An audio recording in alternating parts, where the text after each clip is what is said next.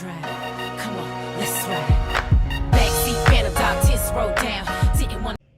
What's up? It's your girl, The Real Jessica Show, and we're back again with another episode. I missed you guys, so I know y'all missed me. I hope you guys have been doing well. I hope you've been getting some good information from season 1 and everything that I've been posting. I hope I'm adding value to your life in a lot of different ways, because that's what I'm here to do. I'm excited to be here. What is up?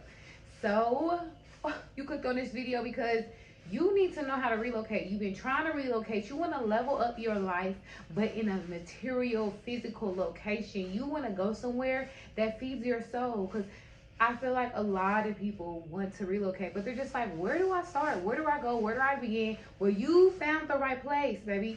This is where you need to be if you are ready to relocate. And if you're ready to relocate, whether it be an hour away or it be 15,000 miles away across the world, this video is for you, my love. Okay, so the first thing you need to do is start saving your coins ASAP. And that's on period. You need to save your coins like yesterday, okay? That means I would recommend saving anywhere between 10 to 15% of every single paycheck. And I know, that's a lot, because you already got yours for saving, you already got it invested, you already got your taxes taken out. I know that's a lot, okay, I know. But what you need to do is realize that moving is so expensive. There are going to be costs that you just didn't anticipate that are going to arise while moving. That's why you need to have that extra 5% cushion room for anything that may come. You never know. Definitely if you're driving, if you're flying, you never know where you're going to end up. It's been a lot of flight delays. You never know how long you're going to be somewhere. You just honestly never know how much money you're actually going to need, but you can have a nice good chunk saved. 2, you need to pick a location and pray about it. Really meditate on that. Is that where you want to be? Is that where you should be? Is that where you want to go? And so when you're picking a location, you can pick a location for anything. You can pick it because you love beaches.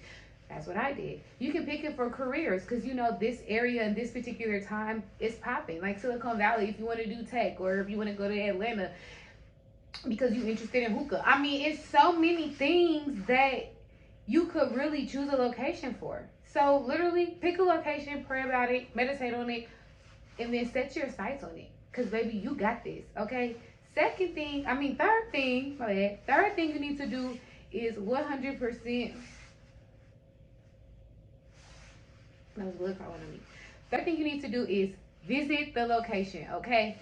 That's because you need to get a good layout of the land so you can see, do you really like it? You need to definitely visit there. I definitely recommend visiting more than once. I recommend 2 to 3 times before you move, just so you can really make sure this is where you want to go. I also recommend visiting multiple locations. So just like have a list of cities that you would like to live in, then I suggest you go visit those cities, and each time you visit, knock another city off the list. It's going to be really easy. It sounds like it's going to be hard, but it's really not. That's why you're saving as well, because this savings account can also be used for the traveling, because you are going to have to pay for visiting this city. So how are you going to get that money? That's why you should definitely save that 10 to 15% if you can, because like I said, you have to visit this city. You have to know if you really like it. Get a layout of the land. Do you like the people? What is the demographics there? Is it rich? Is it poor? Is it mixed? Is it mo? You don't know unless you go visit. So that also means you need to research. You need to research before you go. You need to know, what is the standard of living? What's the price of gas? What are the taxes like? What is car insurance like? What are some things I need to be concerned about moving to this area? Research, because you need to make sure you're going to an area that you really, really, really want to move to. And that's not to say you can't move again, because you can do anything you want in life. There's no one holding you back, okay? But like I said, research. Know where you want to live. Know what it's like being there. Okay? So also, you need to research not only like serious things like taxes and car insurance and serious stuff, but you also need to research fun things to do, because I mean, that should be why you're partially going to enjoy more life. It shouldn't be to be sadder than where you at. So if you are really wanting to relocate, definitely do it. This is your confirmation that you need it. This is the sign you should move. If it's been in your heart for a long time, if you really just been like, I hate it here, I feel like I've outgrown my area and I want to explore somewhere new, do it. This is the sign you've been waiting for. Seriously. It's been the best decision I've made, and so many things have taken off for me since I moved, and it's honestly been a great decision. So this is your sign, seriously. But research fun things to do. You're there to have a good time. You're not only there to work, but you're also there to play. Enjoy life, like literally. Research what are the popular things to do? What is the local fave? What are the fave food? What are my favorite things to do?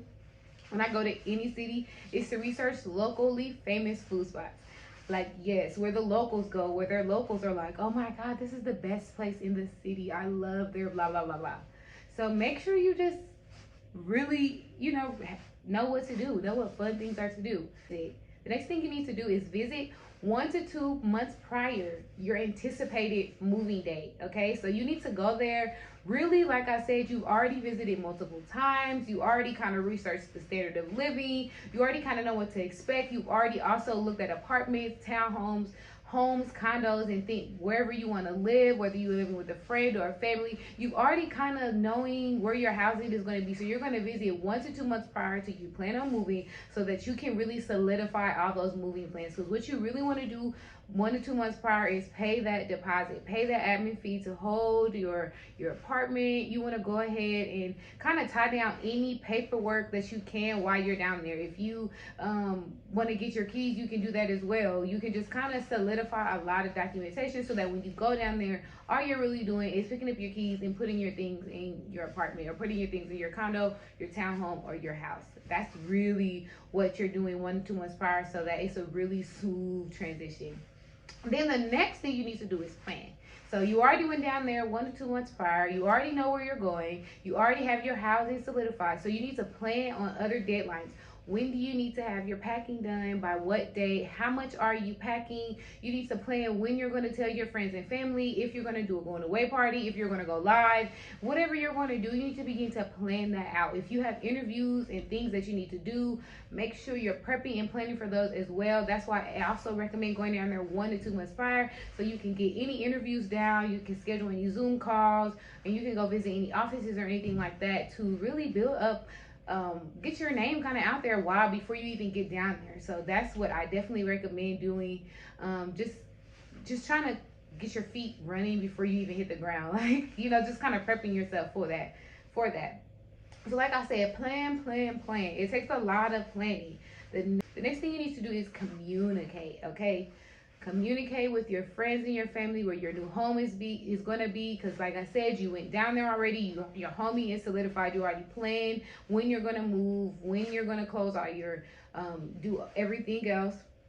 So you need to communicate that to friends and family and really let them know, like, hey, I'm leaving. Also, you need to make sure you do your change of address form. You need to close any in all of your old utility accounts or any old accounts that you feel won't be advantageous. For banking, I definitely recommend, if you have a national bank, keeping it open, because your bank is going to be more than likely in every city.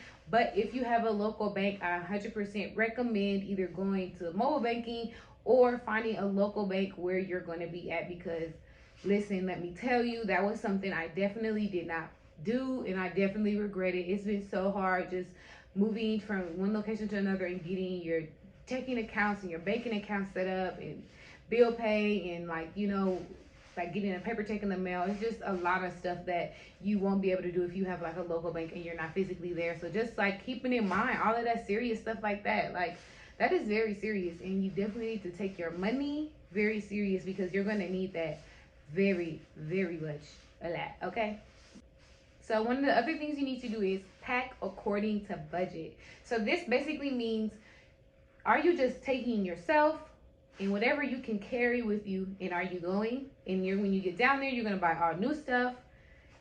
Or are you going to pack up a U-Haul and carry everything that you have where you're going?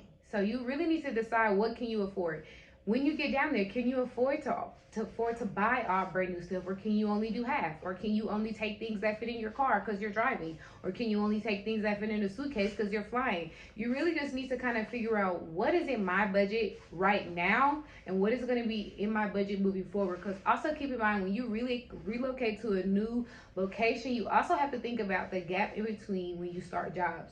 So when you start a new job, there's going to be a little gap in between where you're not going to get paid until you start, unless you're remote and then you can just go anywhere and do anything you want to do, or you're a contractor, or you're doing consulting or something like that, where you kind of have your freedom of schedule, or you know, you don't have those issues. But for normal everyday people, if you're relocating, you really just need to make sure that you have enough money saved for that gap period between when you in your other job and you're moving and packing, and then when you start your other job in that wait pay period. Because if you don't know, we've all been where it's like you're in between pay periods, and that's very ghetto, and I highly do not recommend. Okay.